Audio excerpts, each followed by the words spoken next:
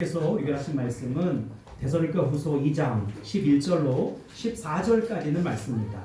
불법이 활동하는 이유라고 하는 제목으로 하나님 말씀드리기로 원합니다. 여기 그림이 나루토인데 몇 년 전에 세계적으로 십자가 복음을 부정하는 사건이 크게 두 가지가 나타났습니다. 첫 번째 하나는 다빈치 코드라고 하는 책과 영화였습니다.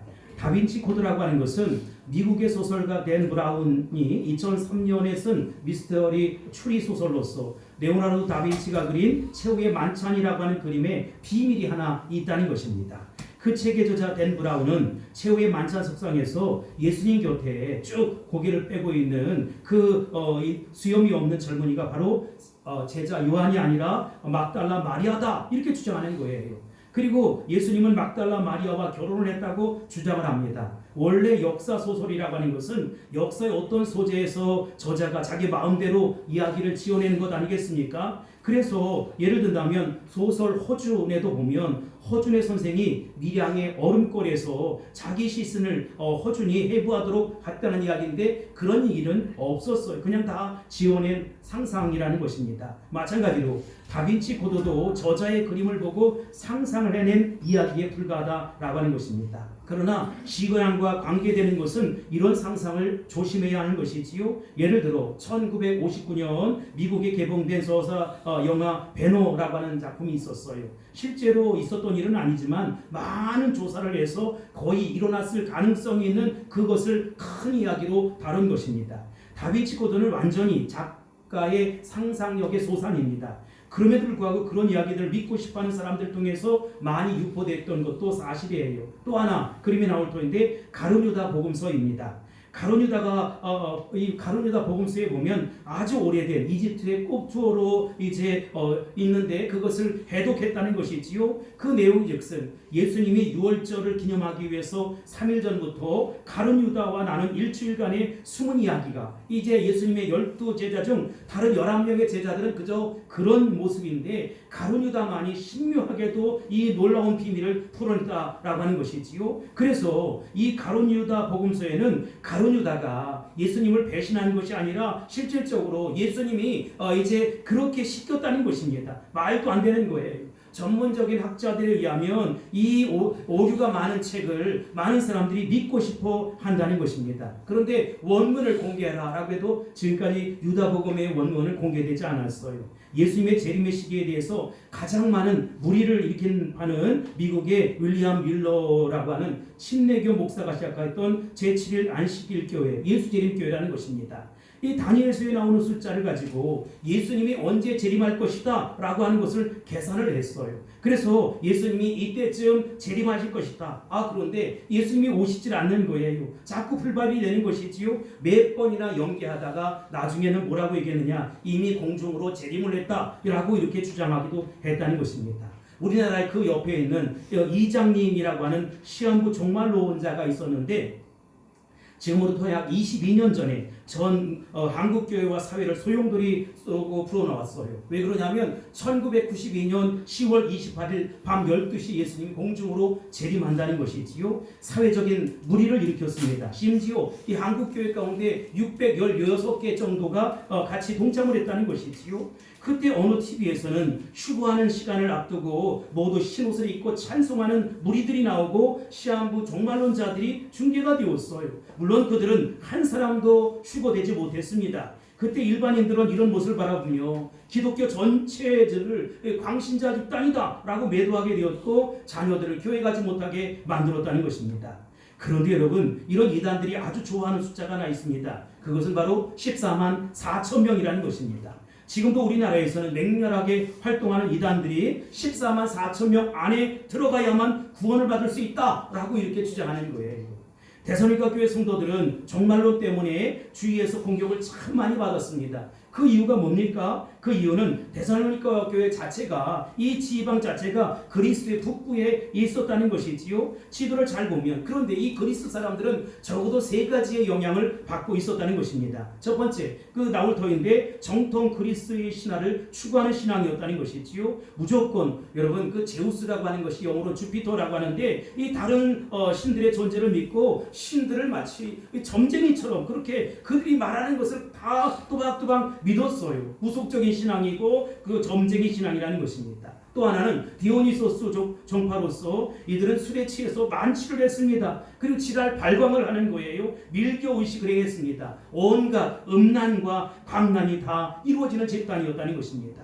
세 번째로는 플라톤 같은 철학자이면서도 이것이 종교적인 영향을 주어서 아주 복잡한 영지주의, 그러니까 영적으로 이해가 되는 것만 믿겠다는 것입니다. 그런데 그 자체가 무엇인지 정확히 알 수 없지만 바로 이 데살로니가 교회에 상당한 이단의 세력들이 활동했던 것 같아요. 그들의 주장이 무엇인가 하면 이미 예수님은 지상에 재림했다는 것입니다. 만약 예수님이 재림이 지나갔다면 지금까지 이 믿는 사람들은 도대체 그 믿음이 어떻게 되는 것입니까? 완전히 엉터리가 되는 거예요. 그러니까 도대체 이거 어떻게 된 것이냐라고 하면서 그 영적인 소용돌이가 일어나게 되었다라고 하는 것입니다. 오늘 우리에게 궁금한 것은 과연 예수님은 재림을 하시는 것일까라고 하는 것이지요. 그리고 무엇 때문에 예수님이 이렇게 긴 시간 동안 재림을 하고 계시지 않느냐. 예수님이 재림하신다면 도대체 어떤 일이 그때 일어날 것이냐. 우리는 그 시기를 어떻게 알 수 있겠느냐라고 하는 것입니다. 오늘 우리가 살펴볼 첫 번째 메시지는 예수님의 재림의 시기입니다. 우리에게 궁금한 것은 과연 예수님의 재림은 딱 정해져 있는 것이냐 아니면 유동적이냐라고 하는 것입니다. 그것에 대해서 예수님은 하나님만 아신다라고 말씀하셨어요. 천사도 모르고 아들도 모르고 오직 성부 하나님만 아시는 극비 상황, 시그릿이라는 것입니다. 여기 마태복음 24장 36절 읽겠습니다. 시작. 그러나 그날과 그때는 아무도 모르나니 하늘의 천사들도 아들도 모르고 오직 아버지만 아시느니라. 아멘. 그러나 여러분, 예수님이 다시 오시는 것만은 분명한 사실이라는 것입니다. 할렐루야. 아멘. 예수님께서 부활하신 후에 하늘로 올라가실 때 옆에 있던 두 천사는 예수님은 하늘로 올라가심을 본 그대로 다시 오실 것이다 라고 말씀했어요. 그래서 예수님이 다시 오실 때 몰래 오시는 것도 아니고 공중에만 재림하는 것도 아니고 온 세상 사람들이 모두 두 눈으로 똑똑히 볼 수 있도록 그렇게 오신다는 것입니다. 그러나 그 시기, 그때는 정확히 모른다는 것이지요. 그런데 예수님의 재림에 대해서 이런 말씀을 예수님이 하셨어요. 이 재림하기 전에 첫 번째, 거짓 선지자들이 많이 나타나게 될 것이다. 두 번째, 복음이 땅끝까지 증거되어야 할 것이다. 세 번째, 무엇인가 굉장한 이단들이 나타나서 능력을 행하면서 자신이 마치 예수 그리스도인 양 그렇게 많은 사람을 미혹하는 일들이 벌어지게 될 것이다 라고 하는 것입니다. 여러분, 왜 종말이 되면 굳이 이 거짓 선지자들이 나타나서 예수님이 왔다든지 오지 않으셨다든지 거짓말을 해서 사람들을 속이게 되는 것일까요? 사람들이 각자 자기 신앙만 잘 지키면 되는 것인데 왜 거짓말까지 하면서 이렇게 혼동을 주느냐라고 하는 것입니다. 첫 번째, 복음이 진리이기 때문이다 라고 하는 것이지요. 이 세상에는 진짜가 아니면 가짜가 나타나지 않게 돼 있어요. 진짜 꿀이 있어야 가짜 꿀이 있는 것이지요. 진짜 기름이 있어야 가짜 기름이 있는 것입니다. 제가 어디를 지나가다 보니까 참기름을 파는데 기름이면 기름이지 참기름이 뭡니까? 근데 진짜 정말 참기름 이렇게 써 있더라고요. 진짜라고 주장하는 것이지요. 이 진짜 꿀이 있어야 가짜 꿀이 있는 것이고 진짜 보석이 있어야 가짜 보석이 있는 것입니다. 진짜 학위가 있어야 가짜 학위가 설치는 거예요. 복음이 진짜가 아니라면 가짜 복음이 나타나야 될 이유가 전혀 없다. 그런데 사탄이 보니까 진짜가의 복음은 진짜 중에 진짜이거든요. 그러니까 가짜가 설치는 것입니다. 그래서 예수님이 재림하시기 전에는 반드시 가짜 복음이 나오게 돼 있는 것이지요. 이 가짜야말로 사탄이 있다라고 하는 것을 증명하는 것입니다. 왜냐하면 사탄은 이 가짜 복음을 만드는 장본인이기 때문에 그렇다는 것입니다. 두 번째로 복음이 땅끝까지 전파되어야 한다는 것이지요. 그런데 우리가 여기서 기억해야 될 것은 땅끝이 도대체 어디냐? 이것 때문에 많은 설왕설래가 있어. 여러분, 세상 끝날까지 모든 종족의 모든 동네에 다 빠짐없이 복음이 증거되어야 한다. 이건 사실 당연한 것이지요. 그러나 여러분, 여기서 이야기하는 것은 그 땅끝이 아니에요. 하나님의 계획 속에는 택한 백성들이 있다는 것입니다. 여러분 모두가 다 택한 백성인지를 확신합니다. 아멘. 택한 백성이 있는데 마지막 그 한 사람이 믿을 때까지 재림의 시기를 하나님께서 붙잡고 있는 거예요. 연기하고 있는 거예요. 선교라고 하는 것은 하나님이 예비하신 사람, 하나님이 준비하신 그 사람을 찾아내는 것입니다. 마지막 사람이 믿게 되면 어떻게 될 것입니까? 땅끝까지 전파되었기 때문에 더 이상 이 복음이 증거될 필요가 없는 것이지요. 여러분, 영국의 전설적인 영웅 아서왕이 있어요. 그림에 나올 터인데 마법의 칼 엑스칼리버를 휘둘면서 수많은 전쟁을 했어요. 그런데 이 브리튼의 평화와 번영을 가져온 그런 왕인데 아서왕이 이 기사들을 모아놓고 원탁에 회의를 하지 않습니까? 이들에게 명령을 내려 잃어버린 성배를 찾아오라는 것입니다.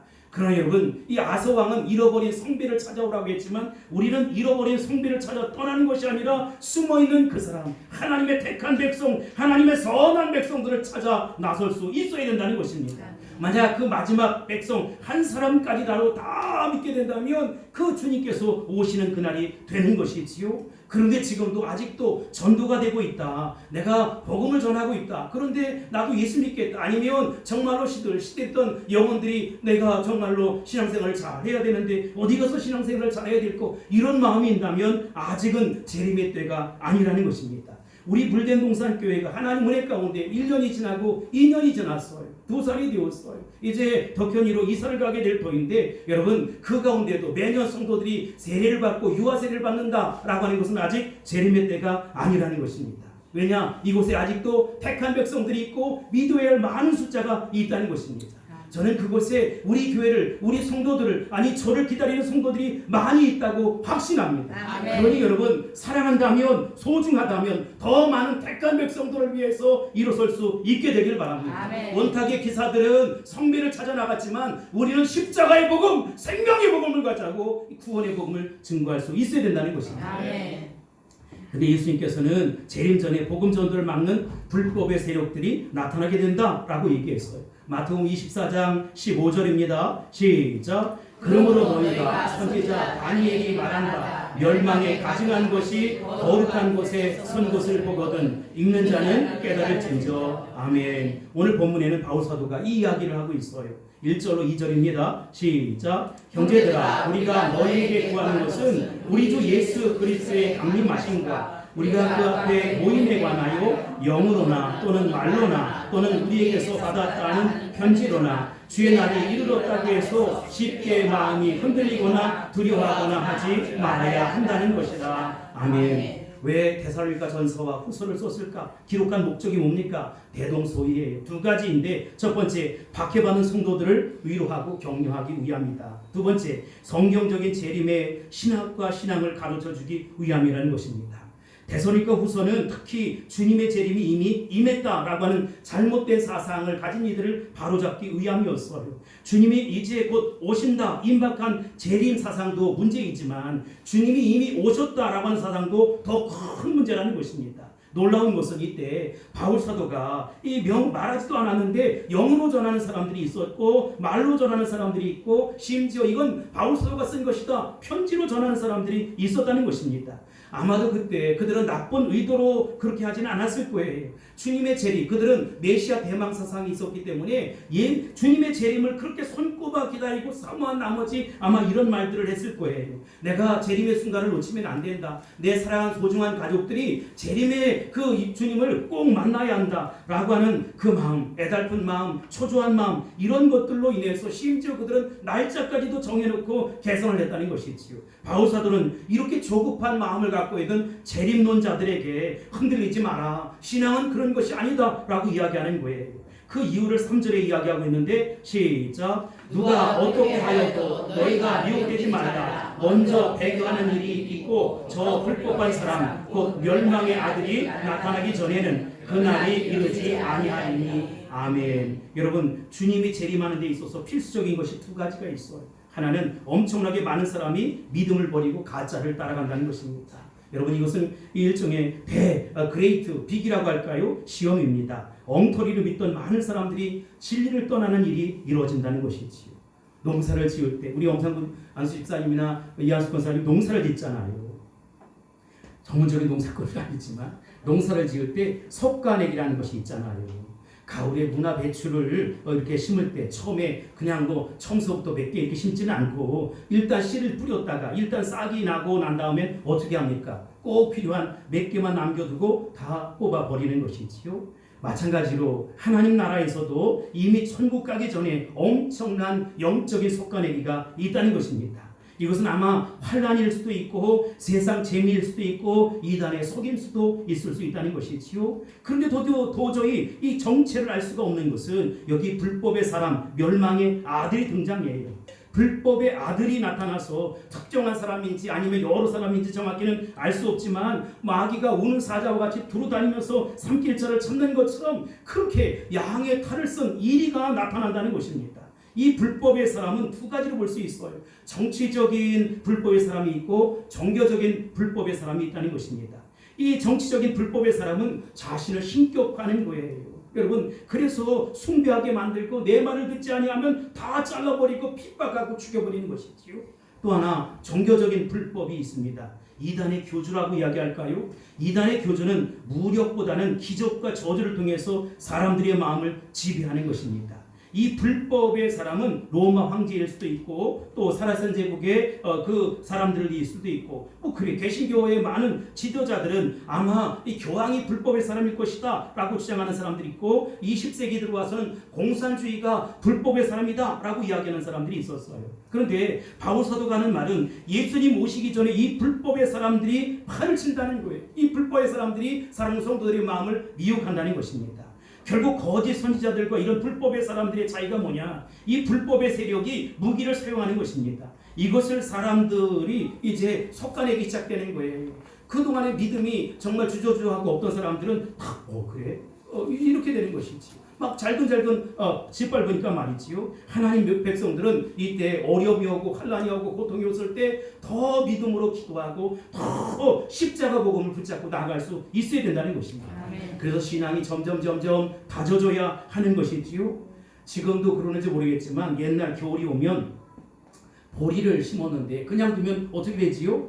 얼어 죽어요. 그래서 농부들이 밭에 가서 아이들을 동원해서 질근질근 밟는 것이지요. 죽으라고 밟는 것이 아니라 잘 다져지라고. 마찬가지로 우리 성도들도 밟아야 속으로 단단해지고 내면 세계가 건강해지는 것입니다. 우리가 이것을 보면 하나님께서는 예수님이 재림하시기 전에 이미 이 세상에서 하나님 언약 백성들을 상당한 기간 동안 연단한다라고 하는 사실을 알 수가 있어요. 엉성한 모습으로 가는 게 아니에요. 사단이 우리를 밀가루로 듯이 막 까부르니까 우리에게 환란이 오고 핍박이 오고 어려움이 오는데 목사님 내게 왜 이렇게 예수 믿는데도 어려움이 올까요? 여러분 당연히 어려움이 와요. 밀가루로 듯이 우리를 막 까보니까 예수 이름으로 물러갈지어다 십자가 보험으로 물러갈지어다 외치면서 우리는 기도하며 나가는 것입니다. 믿음으로 나가는 것입니다. 그래야 우리가 속간해지지 아니하고 온전히 오롯한 믿음으로 거기 서 있는 것이고 올곧은 믿음으로 거기 서 있는 것입니다. 다져지고 또 다져져서 영적으로 완전한 예수 닮은 하나님의 사람으로 세워져 갈 수 있게 되기를 주의 이름으로 축원합니다. 그래야 우리 주님 맞이하지 않겠습니까? 사랑하는 성도 여러분, 여러분의 신앙은 날마다 성숙한 신앙, 영적으로 다져지는 신앙, 그래서 우리 주님 맞이하는 신앙이 될 수 있기를 주의 이름으로 축복합니다. 할렐루야! 할렐루야! 우리가 두 번째로 살펴볼 메시지는 대적하는 자와 막는 자가 있다는 것입니다. 오늘 본문을 보면 참으로 흥미로운 사실을 발견하게 돼요. 그것은 이 세상에서 마음껏 하나님의 진리를 대적하고 진리를 회방하는 자가 있는가 하면 이 불법의 세력들을 막는 자가 있다는 것입니다. 4절 볼까요? 시작. 그는 대적하는 자, 신이라 불리는 모든 것과 숭배함을 받는 것에 대항하여 그 위에 자기를 높이고 하나님의 성전에 앉아 자기를 하나님이라고 내세우느니라. 아멘. 이 말씀을 보면 이 대적하는 자가 어떤 자인가를 알 수가 있잖아요. 이 대적하는 자는 범사에 일컫는 신, 보통 신으로 만족하지 아니하고 하나님의 성전에 앉아서 자기가 하나님이라고 이야기하는 사람이에요. 예수님께서 재림하시기 전에 이 불법의 사람이 나타날 것이지요. 바울 사도는 이 불법의 사람, 대적하는 자가 자기를 높이고 하나님의 성전에 앉아서 자기를 하나님이라고 내세울 거라는 것입니다. 여기 두 사람이 등장하는데 로마의 여러 폭군 가운데 가리우스 카라큘라라고 하는 사람이 있어. 악한 왕입니다. 그런데 자기의 지지를 받기 위해서 유흥을 권장하고 국가의 어떤 행사 때는 자기가 신인 것처럼 신의 복장을 하고 나타났어요. 그래서 유대인들을 막 자극하고 그렇게 해서 바울 사도는 아마 이를 대적하는 자다라고 하지 않았을까. 또 하나 그 옆에 있는 사람은 폼페이우스라고 하는 장군입니다. 하나님의 성전에 신을 신고 들어가는 거예요.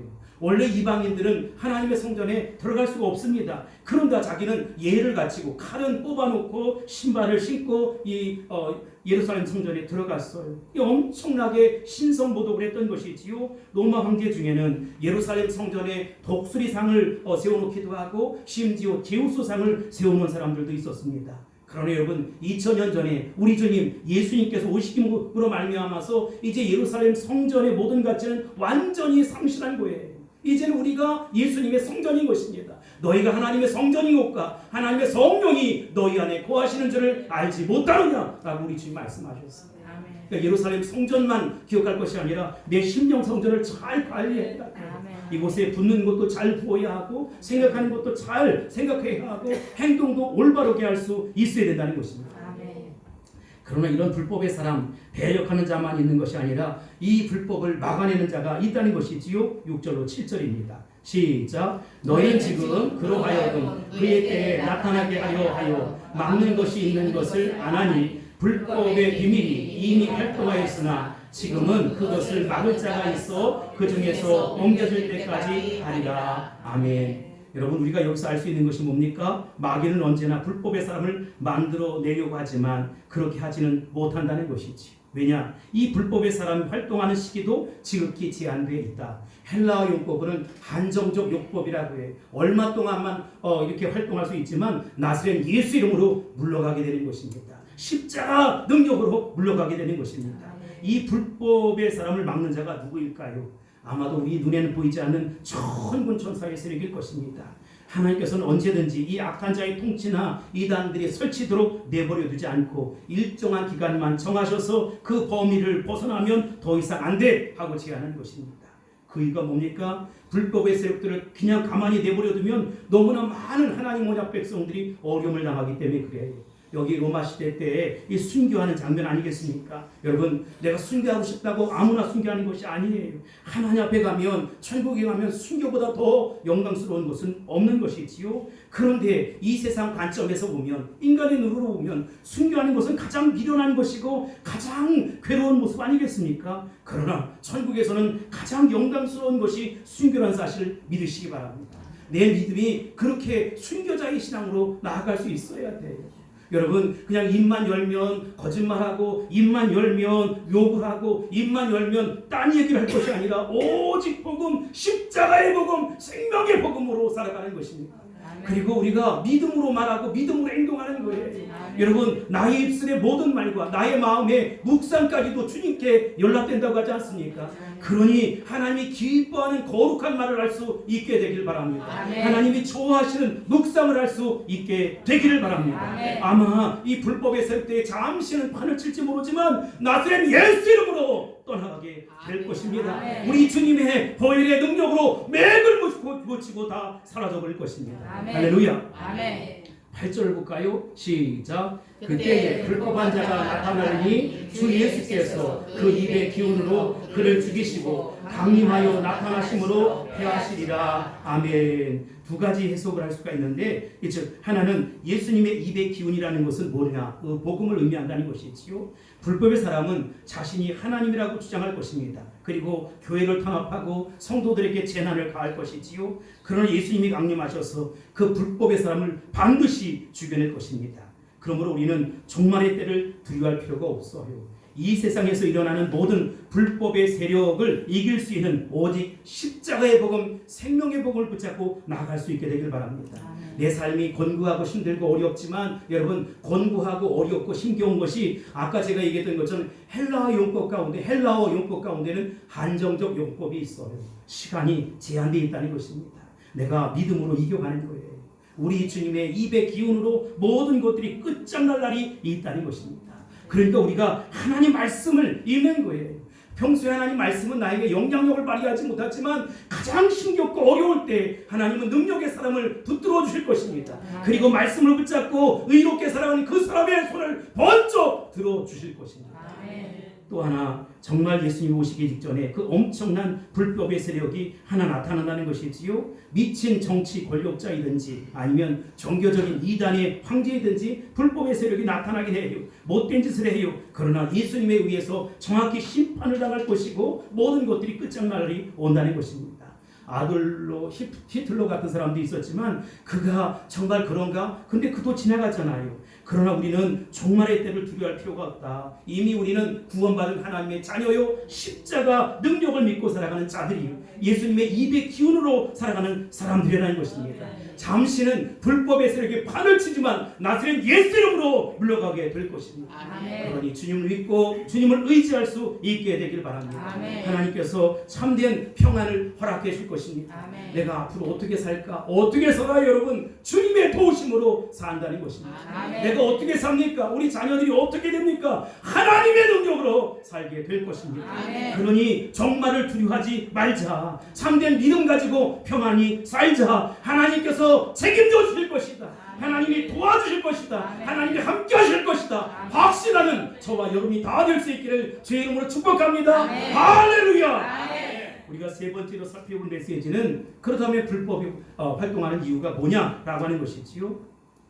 사람들은 일반적으로 놀라운 이적이 일어났다 그러면 야, 하나님의 역사야 이렇게 얘기할 수 있지만, 하나님의 역사일 수도 있지만 그렇지 않을 수도 있다는 사실 아세요? 이적 중에 이적은 하나님의 아들 예수님이 이 땅에 오신 것이잖아요. 근데 여러분, 모든 이적이 하나님의 능력으로 비롯된 것만은 아닐 수도 있다. 여기 양의 탈을 쓰던 이리의 모습 보시죠. 9절로 10절입니다. 시작. 악한 자의 나타남은 사탄의 활동을 따라 모든 능력과 표적과 거짓 기적과 그의 모든 속임으로 멸망하는 자들에게 있으리니, 이는 그들이 진리의 사랑을 받지 아니하여 구원함을 받지 못하니라. 아멘. 사탄의 세력도 잠시 기적을 행하지만 여러분, 그건 가짜라는 거예요. 예를 들어 보겠습니다. 그림이 나오는데 이 모세 때예요. 모세가 지팡이를 내밀었더니 어떻게 되었습니까? 뱀이 됐어요. 나무가 생물체가 된 것이지. 그랬더니 그 모습을 따라서 누가 합니까? 마술사들이 그렇게 똑같이 하는 거예요. 사실 여러분, 마술사들은 지팡이로 뱀을 만들 수가 없어요. 뭡니까? 뱀을 들고 있다가 마치 지팡이를 내민 것처럼 내밀었더니 뱀이 뚝 떨어져 버린 것이지요. 속았던 것입니다. 왜냐하면 하나님께서는 택한 백성들을 이단에 빠지지 아니하도록 지금도 우리를 지켜주세요. 여러분, 마술사에게 속으면 안 되잖아요. 일시적으로 이단에 빠질 수는 있지만 바로 빠져나와야 한다는 것입니다. 왜냐하면 우리의 영혼이 도둑질을 당한다는 것입니다. 결국 하나님의 진리를 적극적으로 사랑하지 않는 자는 모두 마귀의 미끼를 물 수밖에 없어요. 그 멸망으로 가는 것이지요. 마귀가 세상에 지옥의 낚싯줄을 들이오는 거예요. 그래서 여러분 어떻게 합니까? 먹을만 하잖아요. 그러니까 덥석 무는 것이지요. 그런데 여러분, 우리 오직 하나님의 사람, 믿음의 사람은 지옥의 낚싯줄을 들이오는 그 미끼를 볼 수 있어요. 아, 이러면 안 되지. 내가 이렇게 살면 안 되지. 내가 이런 모습으로 살면 안 되지라고 하는 깨달음을 하나님께서 허락해 준다는 것입니다. 바울 사도가 이 말씀을 전하는 이유가 뭡니까? 데살로니가 교회 성도들이 잘못된 소문에 흔들렸던 거예요. 마구마구 오직 구원을 확신하고 진리의 사랑 안에 거하기를 원했지만 잘못된 재림의 소문을 듣고 나도 이렇게 예수님이 이미 오셨고 나는 구원받지 못한 거야? 라고 하면서 이 도처에서 막 여기저기 소문이 들려오는 거예요. 두려웠어요. 사단에 미혹되기 시작했어요. 현혹되기 시작했어요. 그때 바울 사도는 그러면 안 돼. 그러면 안 되지. 진리의 말씀, 생명의 말씀을 붙잡아야 한다는 것입니다. 꼬꼬마 텔레비에 보면 이제 그만. 여러분, 이제 현혹되지 말아야 합니다. 이제 미혹되지 말아야 합니다. 오직 말씀을 붙잡고 진리 안에 설 수 있어야 된다는 것입니다. 특히 하나님께서 이렇게 거짓 진리의 유혹을 내버려 두시는 것은 교만한 자들이 망하게 하시기 위함이라는 거예요. 11절, 12절 보겠습니다. 이러므로 하나님이 미혹의 역사를 그들에게 보내사 거짓 것을 믿게 하심은 진리를 믿지 않고 불의를 좋아하는 모든 자들로 하여금 심판을 받게 하려 하심이라. 아멘. 여기서 같은 말씀이 나오는데, 진리를 믿지 않고 불의를 좋아하는 자들은 결국 이단에 철커덕 걸리게 되는 것이고 큰 죄에 걸려서 넘어지게 된다는 것입니다. 우리가 살아가는 이 세상은 온통 마귀의 낚싯줄이 들여져 있어요. 세상에도 낚싯줄이 있고 우리 마음속에도 낚싯줄이 있다는 것입니다. 그러므로 우리가 적극적으로 말씀을 붙잡아야 하는 것입니다. 적극적으로 진리의 말씀을 붙들어야 사탄의 낚싯줄에 미끼를 피할 수 있다는 것입니다. 그러기에 우리에게 복음이 있다는 것이 얼마나 영광스럽고 다행인지 알 수가 없어요. 13절 14절입니다. 시작. 주께서 사랑하시는 형제들아 우리가 항상 너희에 관하여 마땅히 하나님께 감사할 것은 하나님이 처음부터 너희를 택하사 성령의 거룩하게 하심과 진리를 믿음으로 구원을 받게 하심이니 이를 위하여 우리의 복음으로 너희를 부르사 우리 주 예수 그리스도의 영광을 얻게 하려 하심이니라. 아멘. 여러분, 이 종말의 때 모든 성도는 주님 앞에 다 모이게 돼 있어요. 하나님의 심판대 앞에서 멸망은 우리 성도들과 아무 상관이 없다는 것입니다. 그러므로 잘못된 소문에 흔들리지 마세요. 마귀의 사탄에 현혹되지 마세요. 그들의 말에 귀를 기울이지 마세요. 이 세상에서 가장 위대한 것은 우리가 십자가 복음을 받았다는 것입니다. 그리고 하나님의 아들 예수님을 믿게 되었다는 것입니다. 그분의 부르심 속에 우리가 순종하게 되었다는 것입니다. 그러면 우리가 날마다 성령의 거룩하심을 따라서 살아가는 것이지요. 악한 마귀가 우리를 하나님의 손에서 빼앗아갈 수 없다는 것입니다. 왜냐하면 하나님의 능력으로 우린 모든 환난과 핍박과 어려움과 심지어 나를 모함하는 것까지도 반드시 넉넉히 충분하게 자신있게 이길 수 있다는 것이지요. 그이가 뭡니까? 우리가 성령의 인침을 받았다는 것입니다. 성령의 불도장을 꽝 하고 박았다는 것입니다. 너는 내 것, 너는 내 것이라고 우리 주님께서 확인을 해 주셨어요. 이런 사람들은 날마다 은혜의 말씀을 공급받아야 하는 것입니다. 그리고 찬송하며 살아가는 것입니다. 사랑하는 물대농산교회 가족 여러분, 우리가 알아야 할 것은 반드시 예수님이 이 세상에 다시 오실 것이고 예수님이 오심으로 인류 역사는 끝장이 날 것입니다. 그 전에 인류는 아무리 망하려고 해도 망할 수가 없어요. 여러분, 모든 것이 다 믿음으로 되는 것입니다. 다 우리가 믿음으로 승리하게 되는 것이지요. 온갖 반칙적인 상황과 불법이 난무하는 세상이지만 그러나 그럼에도 불구하고 하나님 말씀으로 우리를 완전히 새롭게 만들어 버릴 것입니다. 그리고 영원한 천국의 삶을 우리로 하여금 시작하게 만들 거예요. 우리에게는 지금 천국으로 가는 계단 아닙니까? 지금 이 땅에서의 삶이 천국으로 다 이어지는 거예요.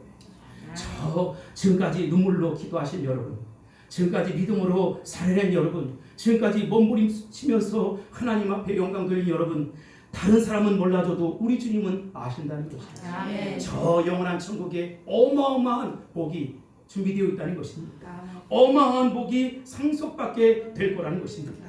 이제는 우리가 영원한 천국을 소망하며 하나님이 예비하시고 준비하신 어마어마한 복을 상속받을 차례라는 것입니다. 할렐루야! 할렐루야! 기도하겠습니다. 고마우신 아버지 하나님, 감사합니다. 영광받아 주옵소서. 피 묻은 복음으로 함께 하셔서 우리가 이미 구원받은 하나님의 자녀임을 기억할 수 있게 하시고 성령의 인침을 받은 새로운 하나님의 사람들로서 아름답게 세워져 갈 수 있도록 도와주옵소서. 이 땅에서의 모습이 아니라 하늘나라의 영원한 상급, 어마어마한 그 상속을 기억하며 오늘도 신앙의 정상을 향해 다름질할 수 있게 하시며 피땀 흘리며 헌신하는 우리가 될 수 있도록 축복하옵소서. 예수님의 이름으로 간절히 기도합나이다. 아멘.